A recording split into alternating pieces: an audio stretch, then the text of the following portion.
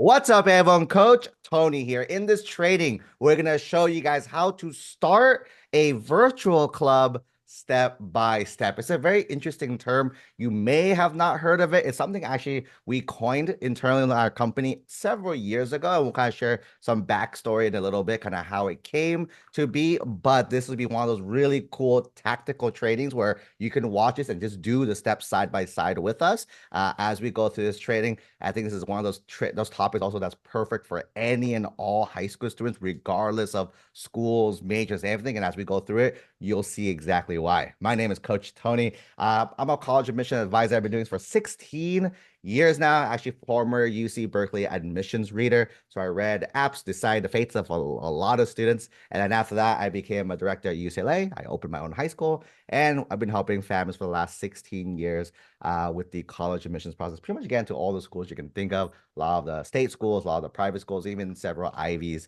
as well too. So I could not have done the successes with me alone. We have helped lots and lots of students. I am really grateful for our incredible team to help me with this whole journey. So today I invited one of our top advisors to join me and do his training. She's one of our top advisors in our programs for a lot of our new families who jump on. We offer a free complimentary 15-minute coaching call for new families, or it's just like, let me see where I'm at in this process. And then if you're happy with that, you're good. But some families decide to move on and join our actual coaching program. But that first 15 minutes, not a sales call, just want to help you out. Coach Stephanie, she's one of our top advisors. She's one of the people you will probably meet on that call. She is incredible. And as you go through today's training, you'll see how smart, how knowledgeable she is, and how much she cares. I think that's the big thing about our team. So Coach Steffi, I'll let you introduce yourself a little bit before we get officially started. All right. Good morning, everyone. I am so excited to be here and be talking about virtual clubs. Like Coach Tony said, I am Coach Stephanie. I have been in higher education and working in higher education for over 10 years now, including admissions. I've coached students at middle school through high school in various activities, especially in a couple different realms, a lot of athletic realms as well. But I am very passionate about college admissions and helping others find and reach their goals in life as well. That's definitely something I am passionate about. So that's a little bit about me, and I'm really excited to be meeting with you all this morning.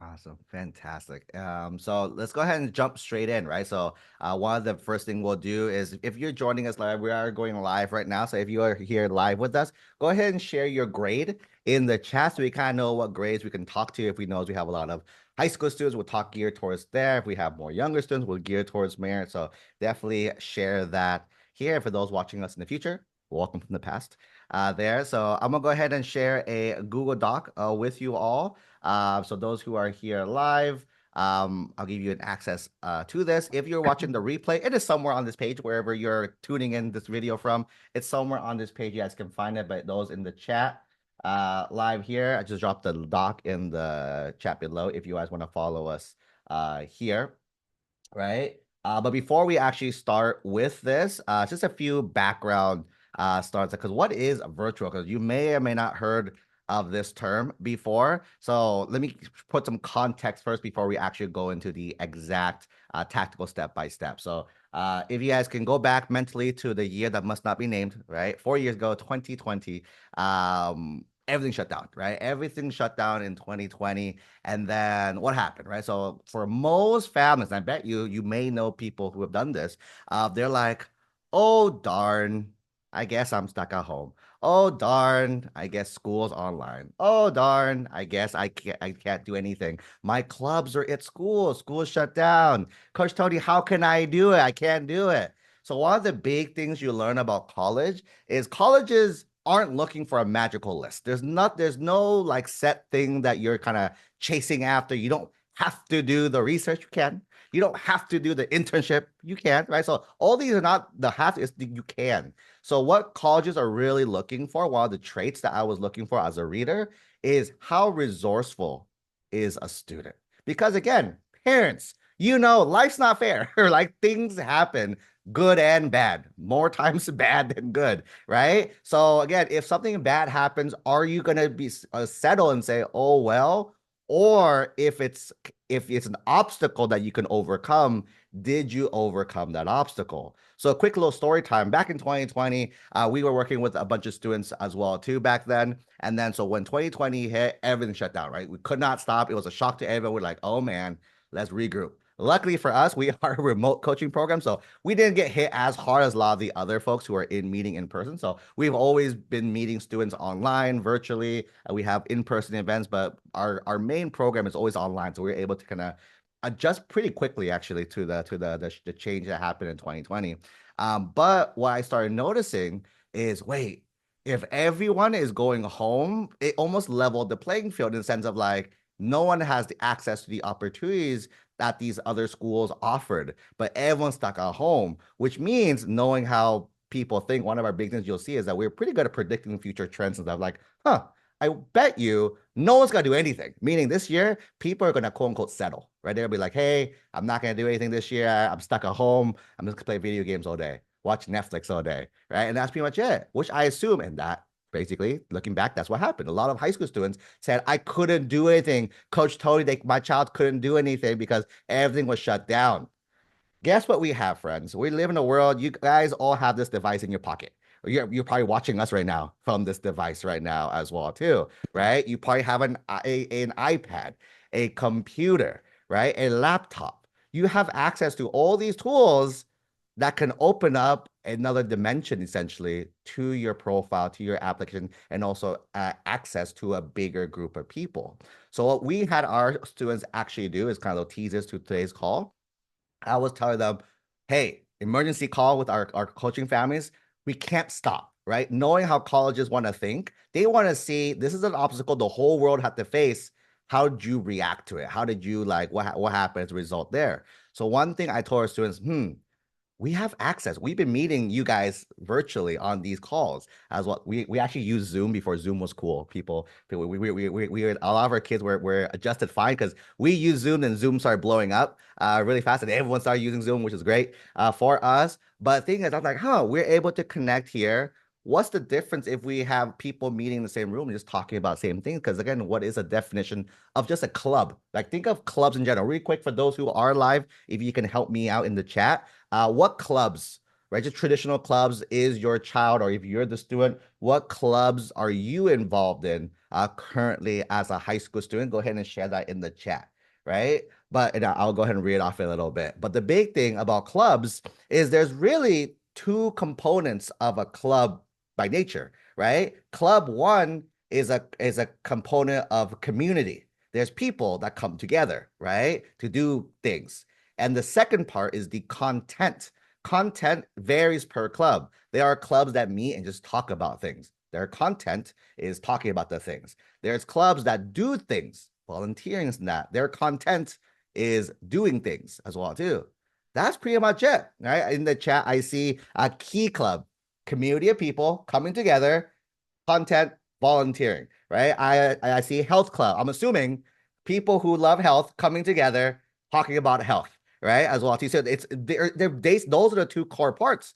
So I'm like, what's stopping you guys from doing that? Just not in a in-person setting. How can we think outside the box? AKA, how can we stand out in this admissions process and this whole thing here while doing things you enjoy, right? So I think that's kind of there's a tee up, the setup for today's session. Let me go ahead and share my screen officially one more time here, and Coach Steffi, you'll see wealth knowledge.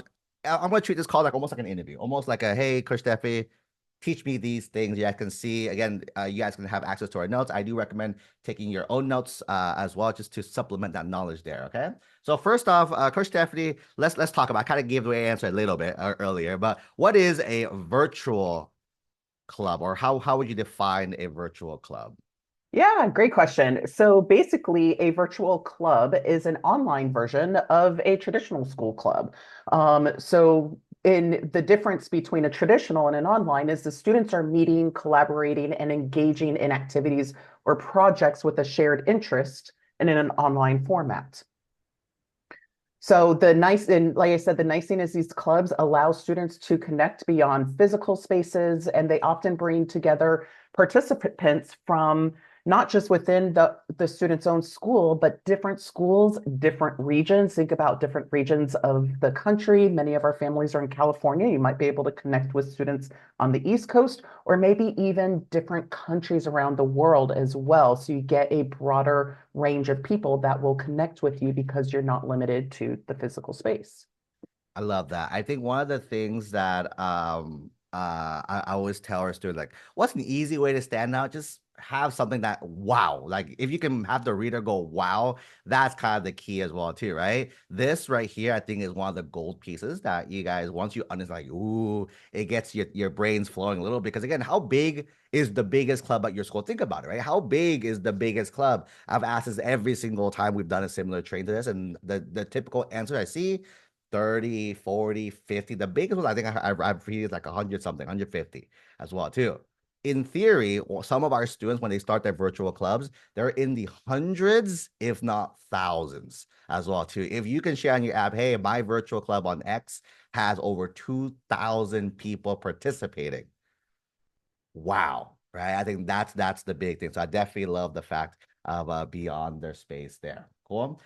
Let's talk a little. Let's dig a little deeper into the virtual club, Coach Stephanie. So, what kind of benefits would you say besides just like the beyond the physical space? Like, what other benefits would virtual clubs bring opposed to other types of activities?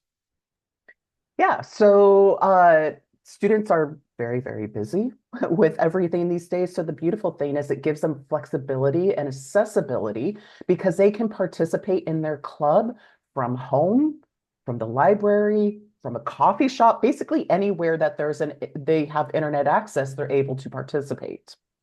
The other thing too is they get a broader reach. So virtual clubs can connect with like-minded students who might not otherwise have access to speak about interests or activities locally, because maybe there's not as much interest in that activity in their particular region where they live. So they can connect that way as well to find others in other regions and areas. So they have that broader reach.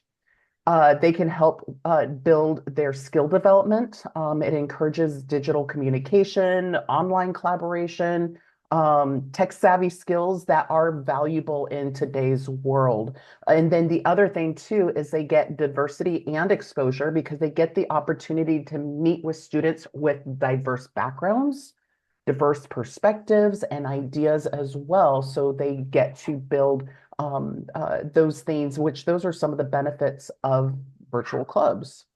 No, I definitely love that. I think again, touching on the broader reach as well too. One of the things you mentioned that I really enjoyed, I think I've noticed as well too. A lot of people now are very interested in like AI or computer Mhm. science and all these various fields as well too. Why? Because you guys are seeing, hey, in the future one day, pretty much everything's run by robots. Everything's run by technology as well too, right? So why can't we start evolving to have everything adjust to that? Like I've always been a big fan of going with technology as well. I remember when the iPads came out, people were like, "Oh, don't do iPads, don't or no laptops in classrooms. Stick to traditional." Doesn't guess what happened? Technology has always won, right? When you play it that long game, long enough, technology will always win. Again, especially with like AI, it's in this weird gray zone right now of like.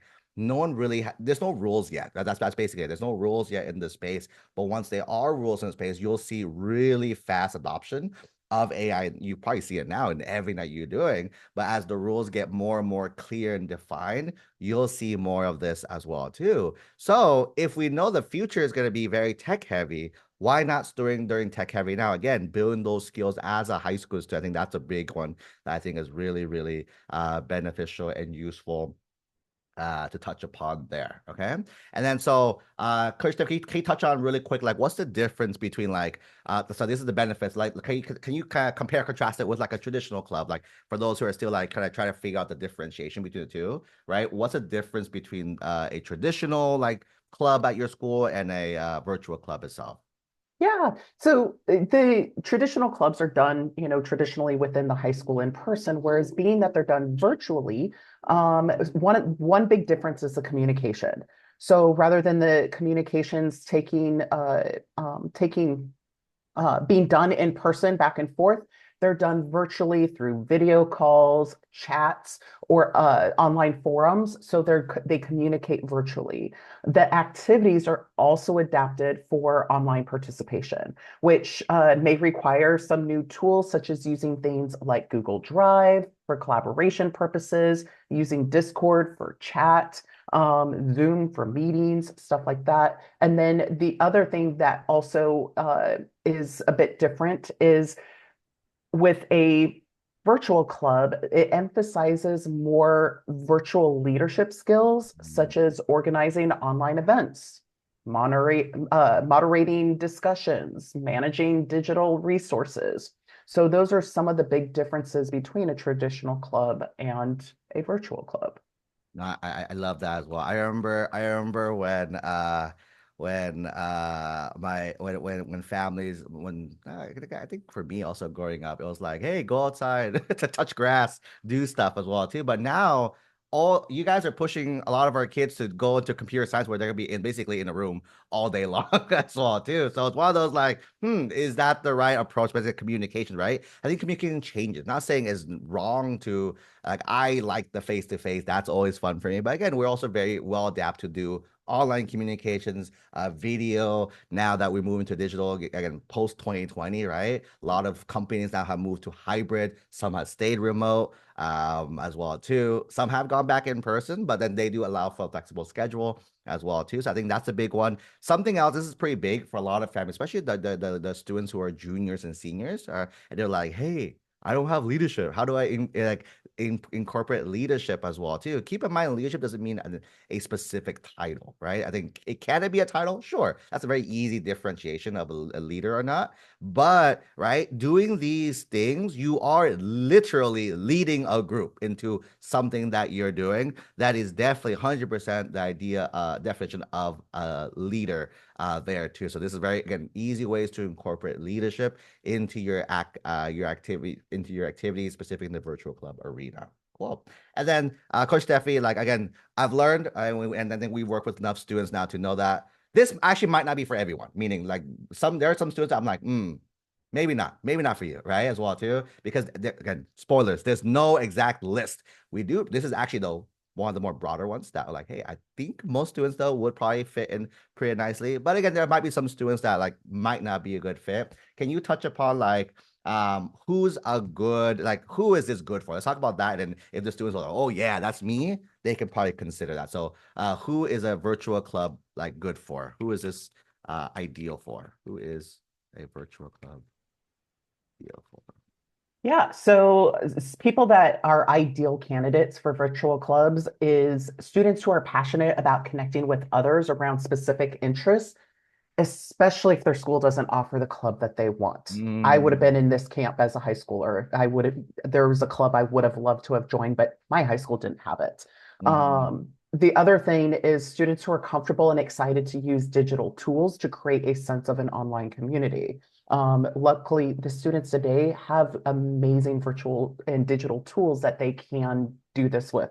I myself, on the other hand, I'm not going to give away my age, but the internet was in its infancy when I was in high school. And then the other one is individuals interested in leadership that, because starting virtual clubs does provide unique leadership challenges. So students that are willing to rise up to those challenges and develop their own leadership skills that way.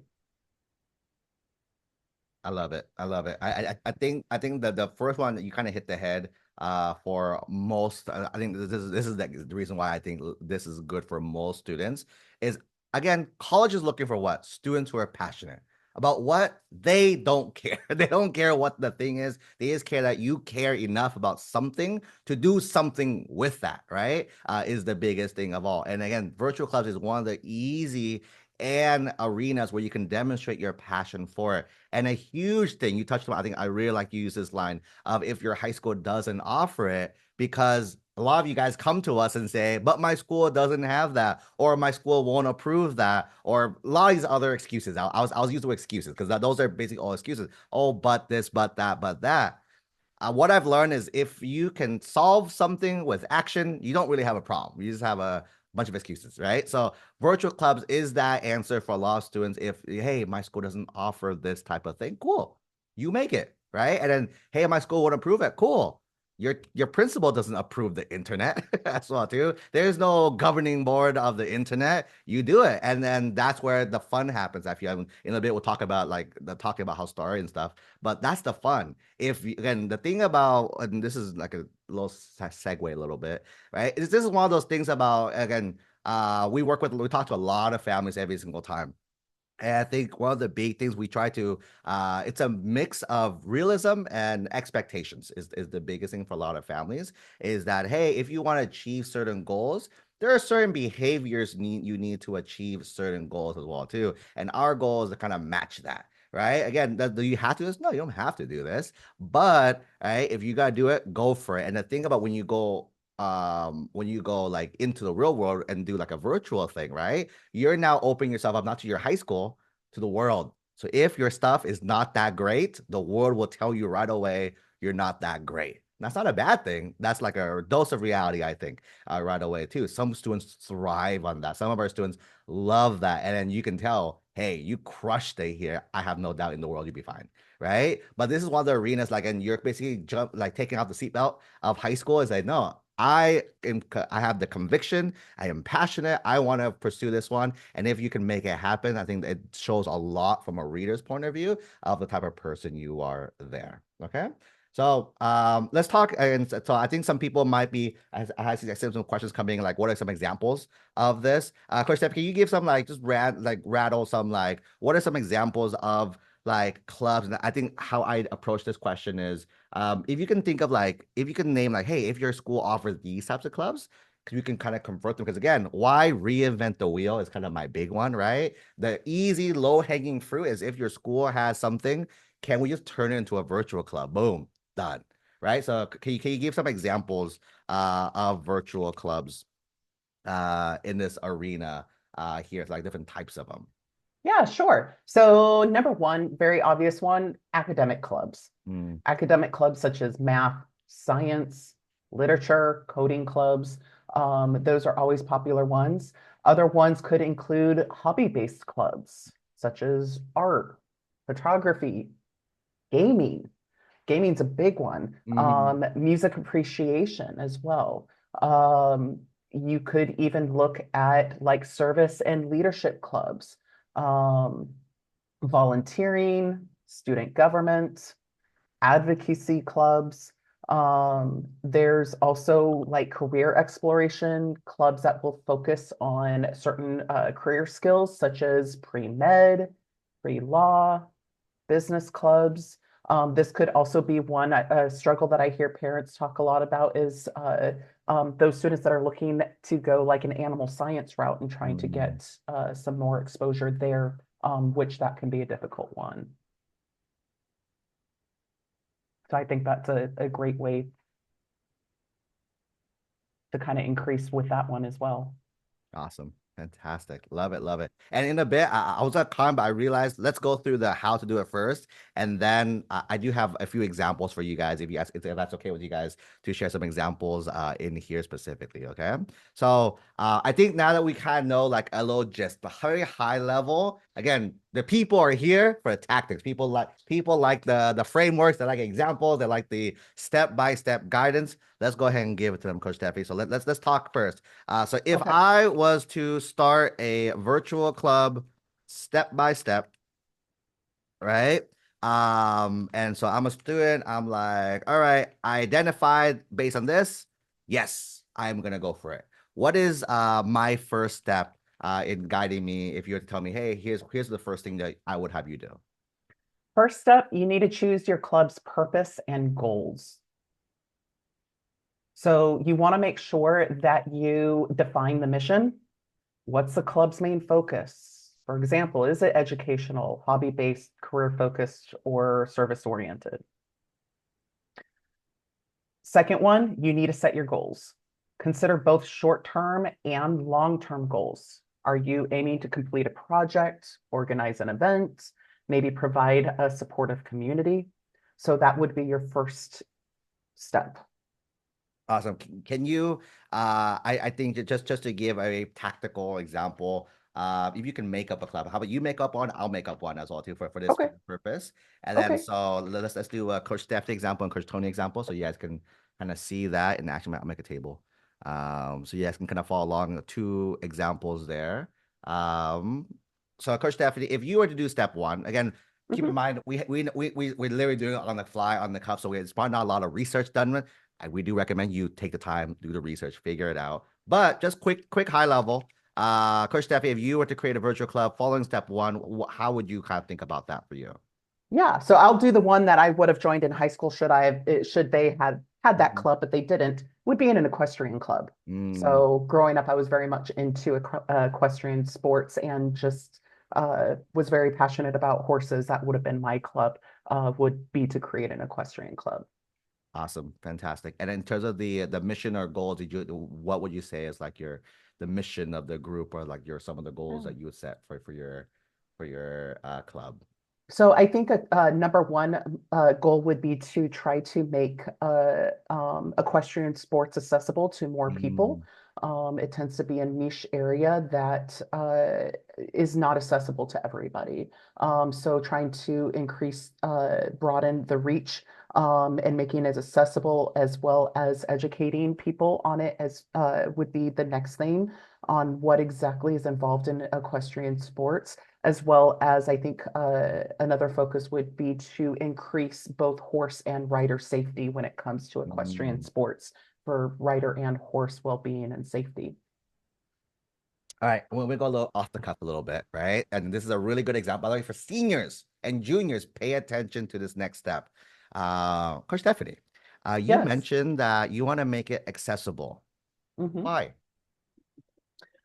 Because I would want to make it more accessible. So I will say that I was lucky. I did not grow up in a family that had the money to put me into equestrian sports. I was lucky that I had a family member with a horse that I had access to.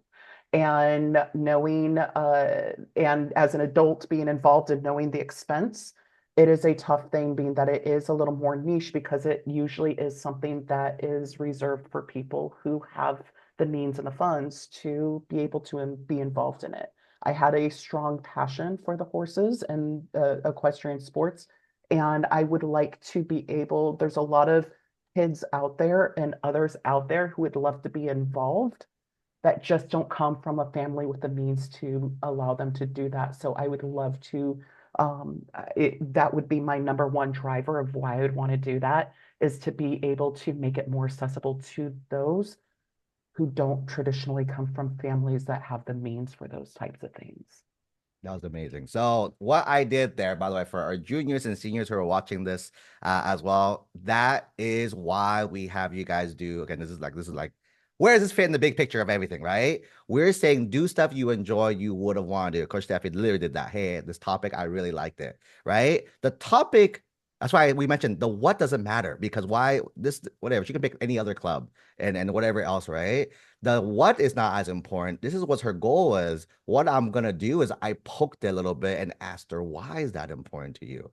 How is it important to you? This is teasers, by the way, to the essays, right? Later on, when she writes about this club, and no matter how what she ends up doing, it might, and this is the spoilers again in the future, she might flop. It actually might not be as successful as she set out to be, but it's fine. The entire time, she wasn't aiming to hit a certain number or hit a certain metric. What she's doing is this is a personal thing to her. There is an underlying why. I bet you if I asked you like the horse safety of this, you probably have a personal anecdote about that as well too, about why that was really big for you. So the thing is, it's not the what, it's always the why. So little segue there for seniors, right? Or juniors or people thinking like, hey, how does it apply to like future? That's why it applies. So that was like the that's perfect, by the way. We didn't plan it, but it worked out nicely that way too.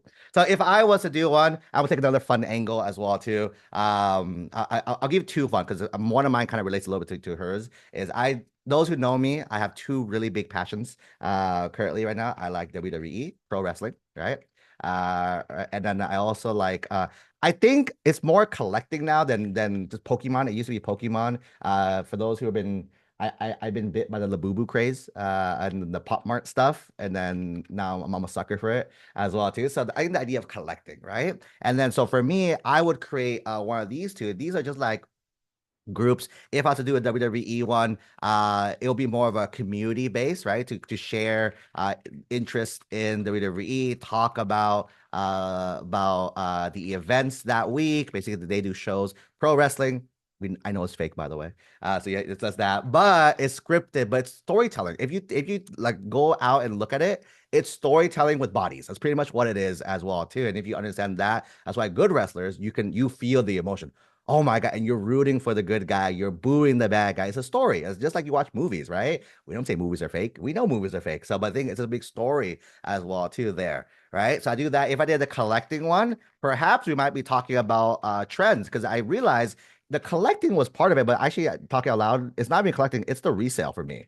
It's the buying something at cost and reselling because there's a huge demand. Right now, they just dropped this really big doll on the Boo Boo, the Zimomo is what it is, right? It sold for 280 right now in the secondary market within a day, 550 as well too. So I'm like, man, how do I get my hands on this one at that cost? Resell because it's the arbitrage for me as well too, right? So maybe this is the talk about the arbitrage and figure out trends and how people talk to each other really fast to build that community there.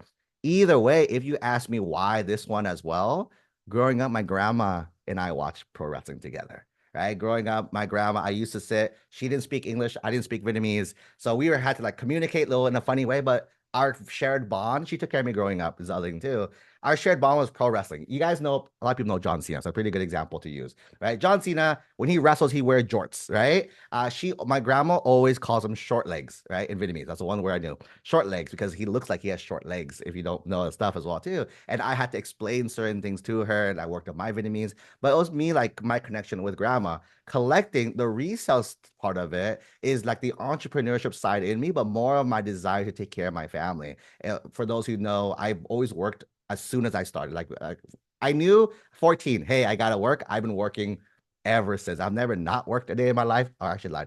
I was on vacation like last month for the last year for like a week. But besides that 1 week, I think I even stuck in work too, even though on the vacation. Even with that, right? It's all about like, hey, how can I flip? And the thing is always like, hey, how can I take care of my parents? Was always the mentality here as well. So it's like a lot of money stuff kind of drives me like, ooh, that's kind of interesting. How can I do that as well too? So a lot of you can kind of see so far these ideas, and here's like the bigger underlying thing. Don't just pick any random thing. That's what we can. Hey, what do you enjoy? What do you like? And we talked about it. Going back to passionate. What are you truly interested in? Right? It might not, the word passion might not be the exact word for you yet because you don't know yet. It might be like just an interest for you at that point, right? An interest in something, but you'll see that it'll grow like stuff. Because again, I bet you, right, when Coach Steffi hypothetically creates an equestrian club, I do this, it's gonna be fun the first month and it gets really hard. Right, we're gonna hit roadblocks and roadblocks and roadblocks, but what's gonna keep us wanting to keep moving it forward is our love for that initial idea. Okay, so that's the big thing there. Awesome. All right, Coach Stephanie, we finished step one. We picked our club and set some goals for us. What would you say is step number two for us? So step number two would then be to identify your club leaders and its members as well. So number one, you want to identify your leadership roles. Define who will lead the club, such as the president, vice president, and secretary. The leadership responsibilities may also include setting up meetings and managing the group's online presence. And then you want to create a recruitment plan. You want to determine how to invite students to join the club, including outreach via social media, um, and then also school announcements, or also even setting up a website. Or I Awesome. guess you could even use an already created website to Mm-hmm. market And already create a website. or recruit. Yeah, I think a few things here, right? So a little pro tips, by the way, for those who are taking notes right now. who will lead the club? Basically, these are your founding members, right? So again, one thing we have learned in the high school space, you guys care about titles too much, right? But leverage that. So in this case, leverage that to your own gain because you do need help, right? Again, one of the big things one of the underlying lessons of these virtual clubs, you'll learn you cannot do it by yourself. It's really, can you? You can. Is it hard? It's gonna be way hard to do it by yourself. It's way easier to do it with people is the biggest thing. So again, helping find that initial founding group with you, right? Give them the title of founding member. Give them the titles of the different roles you need help with as well too. They're gonna like it because they get to put on their apps, right? But at the end, they're also helping you with your own goals as well too. So I think this is really good. And again, think about and when it comes to like getting help or recruiting your first members, I would be a little strategic as well too. Yes, get your friends in; they'll probably be your first supporters there as well too. But when you start to strategically bring in members, think about what is stuff you don't do as well or you don't know how to do, right? If you're not that great with technology, find someone who is. Partner with them, bring them in as well too, right? Because if you're already good at it, they're just doing more of you, right? So the idea is like your first batch of people, find things that someone can complement what you're kind of lacking a little bit. May it be a different if you're not a great promoter of your club, try to find people who are great at promoting and sharing things will be a very strategic move for like, yeah, the recruitment plan, right? If you're not willing to go out and ask people, hey, join my club, but have others then what other so I think this is a really key part. And again, the big thing word we use is identify, right? Right now, we're just planning, right? At this stage, we're still just planning who would I reach out to, who would I, the woods, the thinking process right now. You can do it, but again, I think it needs a little more things first before we actually go for it. But first off, identify, just think about who would I go to next. All right, Coach Steffi. So we identified a list of people who I'd want to go. I went ahead and figured out, cool, we're going to do this format for our meetings and this and that. And then this is how I'm going to get people. What's the next level after that? Oops. Looks like Coach Stephanie got dropped from the call. Oh, she's lost internet. Okay, so let me go ahead and let me jump in real fast, right? So the next step typically is going to be technology, right? Technology as well. So when it comes to technology itself, right? The club format, oops, technology club, that's right, oops. Technology format itself. So what I would recommend, right, when it comes to technology, is you need an area for communication, right? So basically, like or like a central hub, right? I recommend if you guys, a lot of our students are already in Discord, use that. You can use other stores like WhatsApp.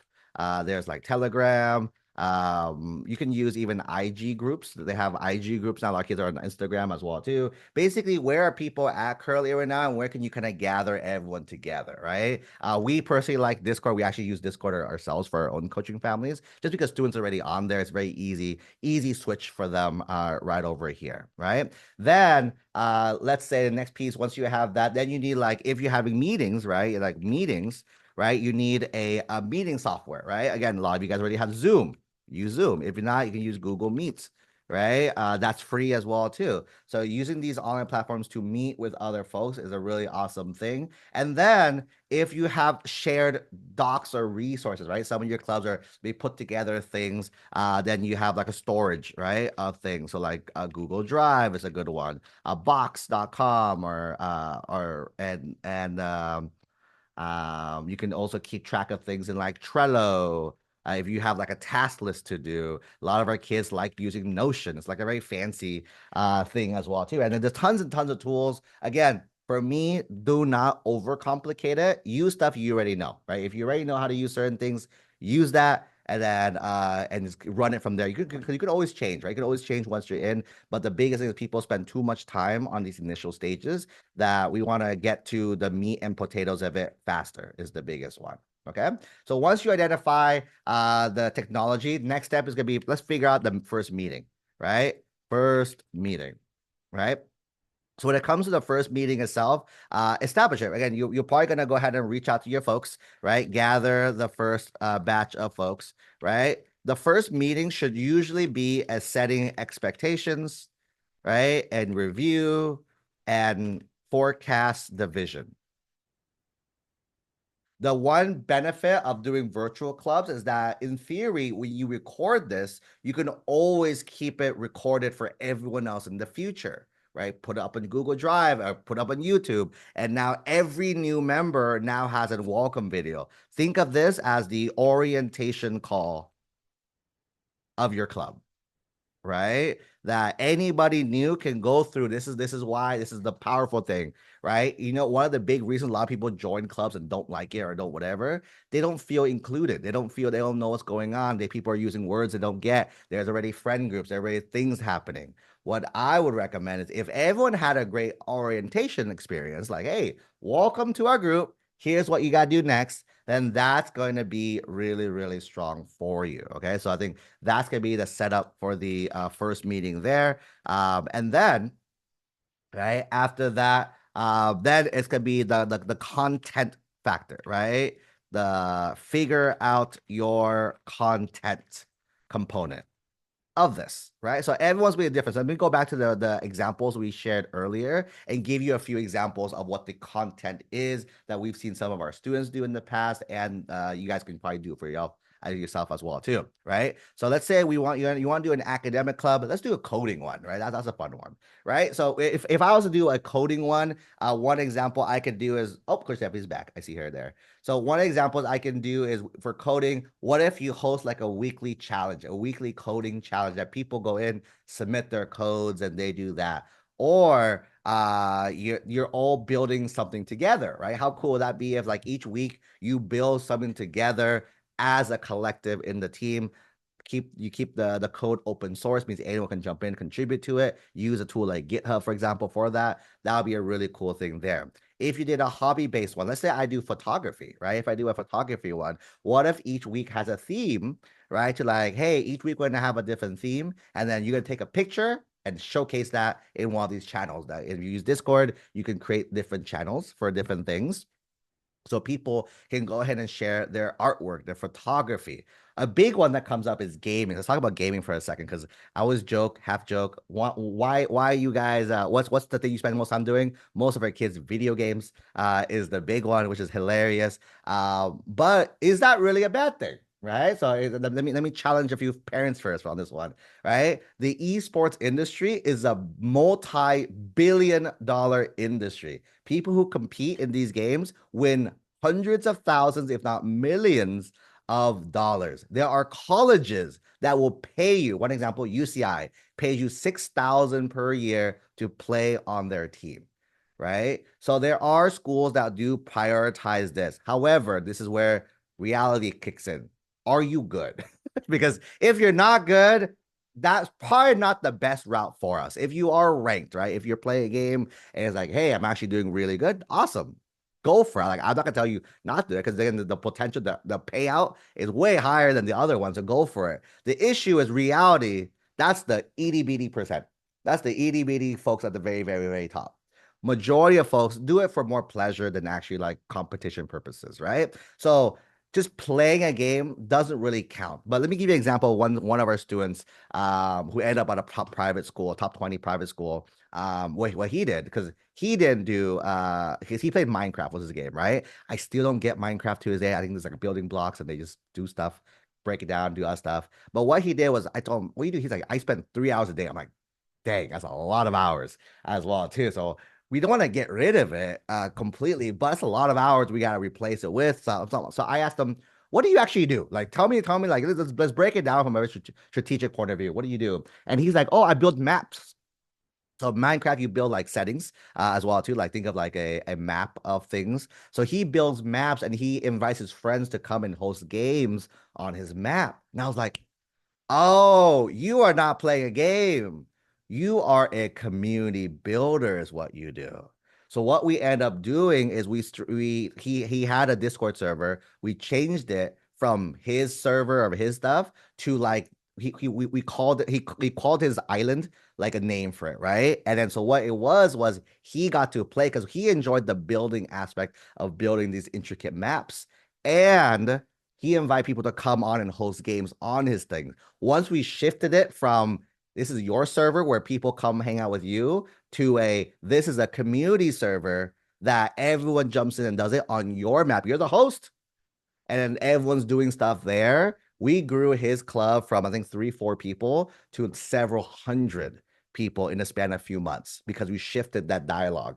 Then he was able to keep his hours play, quote unquote, playing, because again, he wasn't really playing, he was building stuff. I was like, oh, you're building, and it became managing a group. So he ended up, because the group got so big, and with once you get past 100 people online, weird things start to happen, right? So you have some bad apples in there. You have to moderate that. He started to moderate, but then he couldn't do it either. That he started bringing on volunteer moderators. So now he was managing. He was managing people to do things as well too. Isn't that leadership, friends? Right? So you see how like this stuff again, it's the what is kind of irrelevant for me is why are we doing at the end of the day. That's the big one.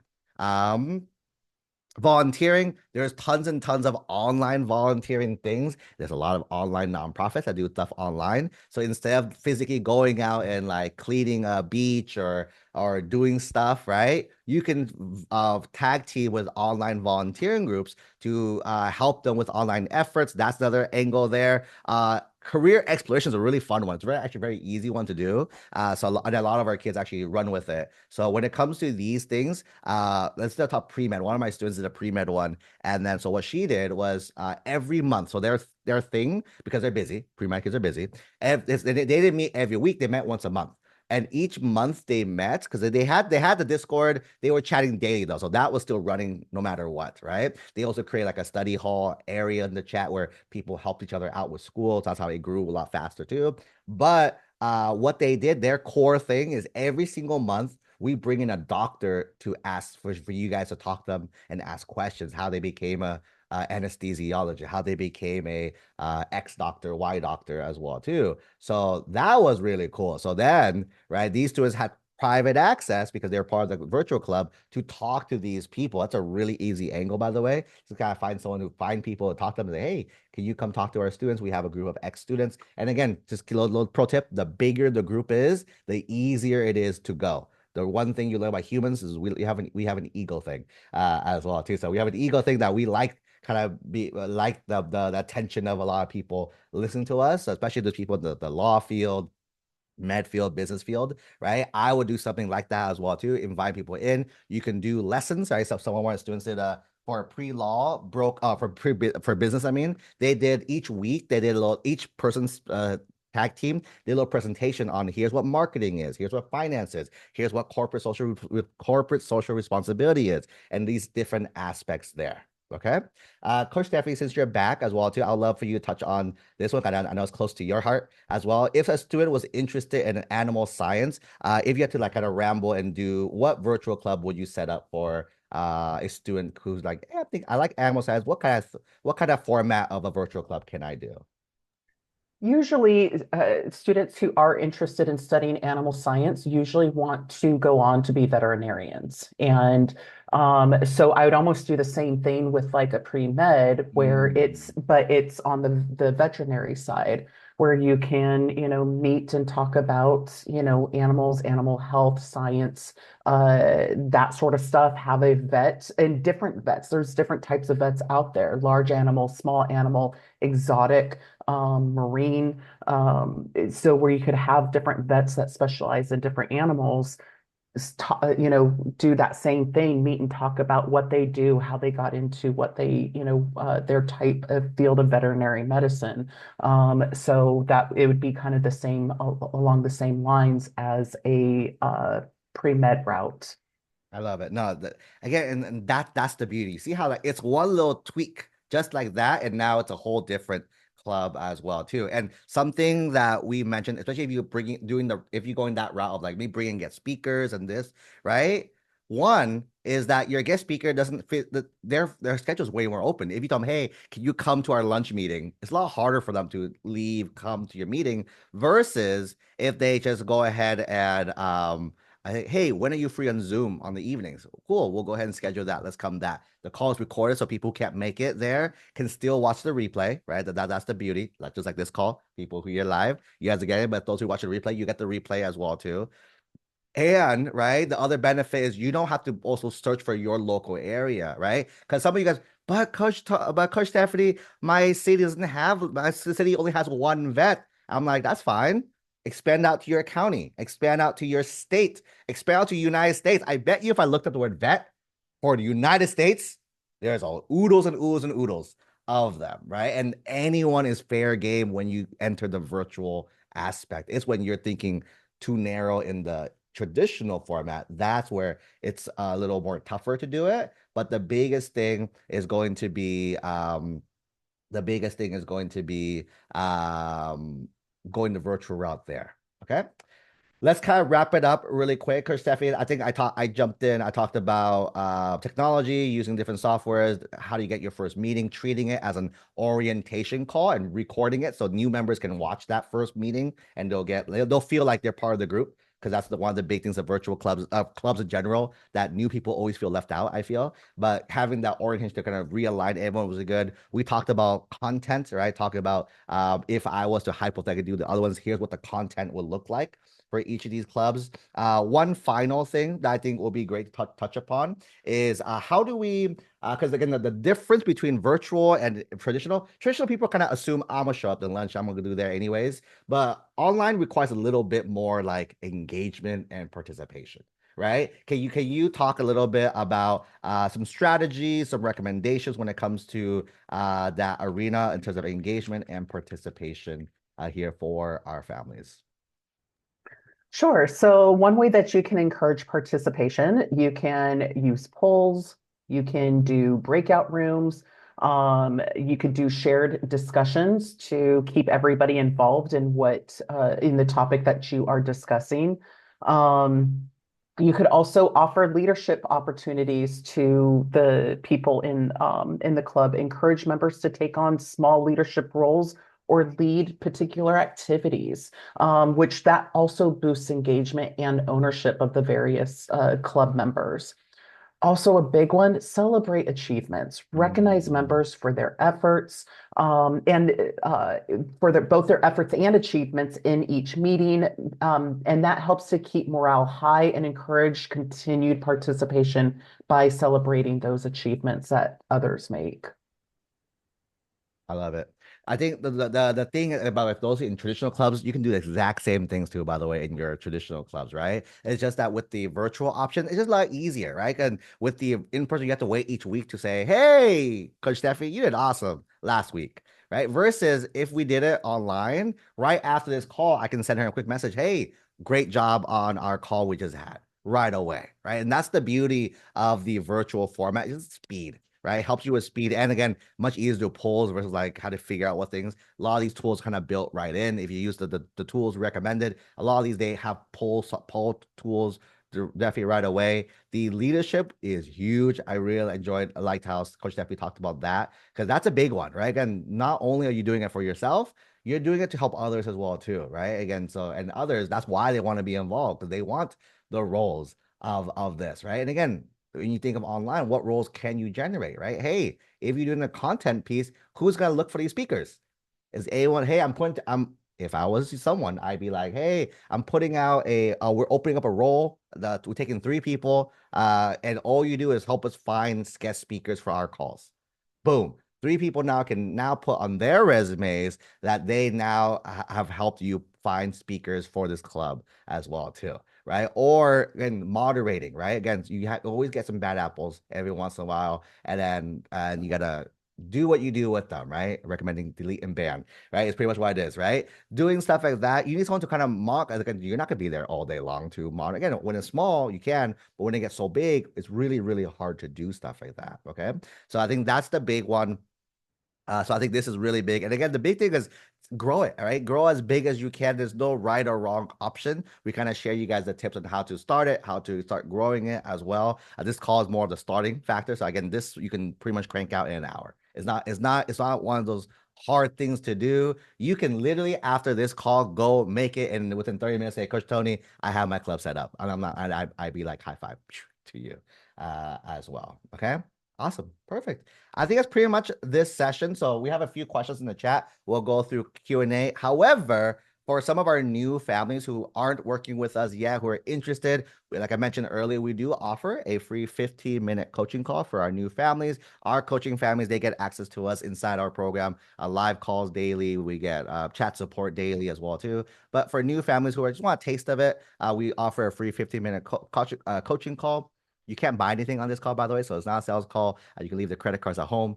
This call, you'll jump on. Our team will ask you a few questions to see where you're at, and they'll give you a few personalized recommendations based on where your child's at. Are they on track? Or if they are, here's something I would recommend based on it. We might even talk about the virtual clubs for you if we think is a good fit for you to pursue as well too. So one of the things I'll drop in the chat is the link to book it. So if you guys are interested to book it, here is the link there. So you guys can go ahead and book that call if you guys are interested in that. Okay. With that being said, Coach Steph, looks like we have a few questions in the chat. Let's see if I can rattle them really fast. Um, First one is content creation on a website where followers increase from 0 to 675. Is that considered a personal project or a club? Do you want to take this question or you want me to take this question?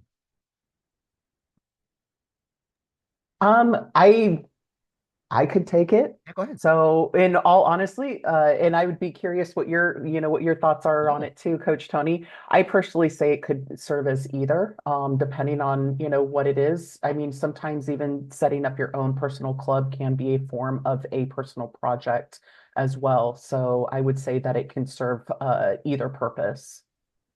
100%. That's how, the thing about is this or that? I really enjoy this question because one thing you will learn really soon, and it sounds like you haven't done the application process yet, is that they let you pick, right? There's no wrong answer because colleges want to see how your brain works, right? Do you view this as a personal project? Do you view this as a club? Huh. So that's pretty much it, right? There's no right or wrong. It's not like nope, you picked the wrong answer. It's not that. Because and some things do fit in multiple buckets too. Like a good example of it is like Key Club, right? For those involved in Key Club, it's a high school club at your school. Let's say you're president of Key Club and you do stuff there. Or like let's say you are they do like estate things. So like they decon, right? They in California, you have a decon, and let's say you're decon president, or they call it what? They have fancy titles for it. Lieutenant, they use fancy words for it, right? There. In theory, that's an extracurricular. You're doing things. But at the same time, what if you just do a lot of volunteering with them, right? Then that's a volunteering activity that you can put under there as well too. So there's no right or wrong kind of category for it. The reason want to know how you define it. That is the most important. Okay, so the actual what it is not that important. The biggest thing is going to be how you define it for yourself is the biggest one there. Okay, cool. Another question here, Coach Stephanie, like what are some recommended rules you would recommend people set up for their what are some recommended rules, guidelines for their virtual clubs that you recommend? Number one, I think is, I mean, you need to define it on, who you allow participation. If it's only open, to high school students, stuff like that, meaning that kind of the parameters of the age guidelines of of who's allowed to enter your club. But I think number one is a big one is respect. That, some of the Mm, guidelines should be and rules should be respect for each person regardless of, where they come from, race, gender, social, economical, equality, all that sort of stuff. And being open, making sure everybody is open to each other's ideas as a collective as well. What, regardless, you don't need to do every idea, but that mm, everybody is open to hearing everybody's ideas and suggestions on things, and then weighing in as a whole as to, how the club, which direction it goes in, that sort of thing. So I think that's some of the biggest things that I would be looking at. Any others that you would suggest? No, I think those are the big ones as well too. I think the big ones respect it because this is yours, right? So you define it and how you do. The one thing we didn't touch too much upon this call, but something to keep in mind is again, we assume everything is rainbows and butterflies. We know the world is not that way, right? So again, when we talked about like the age is a big one as well too. You might get bad apples, there might be some bad apples, right? Again, with Discord, for example, too, some of the caveats, be careful. Some people like to spam and scam people on there a lot, especially with like crypto going into Discord as their main community. They try to join a lot of things just to try to scam people. Luckily, a lot of high school students don't have money, so it's hard to scam a high school student with no money. But they might use your card, so be careful there as well. But again, there's things you can do in play. Again, if you look up like Discord safety, like Discord is they know a lot of high school students use it, so it's one of those platforms that is very that's why we like to recommend it, because we they know I know they have those tools built in place, a lot of safety features to make sure everyone is safe there, compared to a lot of other like open networks where like there is not a lot of regulation or rules that they kind of dictate on there specifically there. Cool. And then Yeah, last I think one. making sure you're not sharing that there's rules of not sharing certain information with the Mhm. group as well. Because there's certain things that in a club, they don't need to know your specific address or what high school you go Exactly. to, making sure that you're not sharing, um, and knowing what the rules are of what's allowed to be shared and not shared, and to make sure all the team member or all the club members know if anybody were to ask not to share certain information. 100%. I think the thing is it common sense isn't common. It's what I've learned, right? So it's one if you feel like, oh, someone should know that, write it. It's better to be safe and say, yeah, this is what we expect as well. Because again, people get once people acknowledge it, that miscommunication happens when you don't know. That's the issue, right? Once you know, it is good to go there. Perfect. Awesome. There's a few more, but I think we are out of time. I know Coach Stephanie and I, we have another call happening right now. So we're a little late for that one, but it's a pleasure here. Hope you guys learned a thing or two. Again, if you guys want access to these notes, go ahead and request a replay. I'll send it to you guys with part of the replay. Little hearts coming through. Thank you. Thank you. Again, Sydney, if you want to book a 15-minute chat with our team, I'll drop it in the chat one more time. I'll go ahead and click it right now before we close the room. And then thank you, Coach Stephanie. It's been a pleasure having you here joining me with me today. And You're welcome. I'll see everyone on the next one.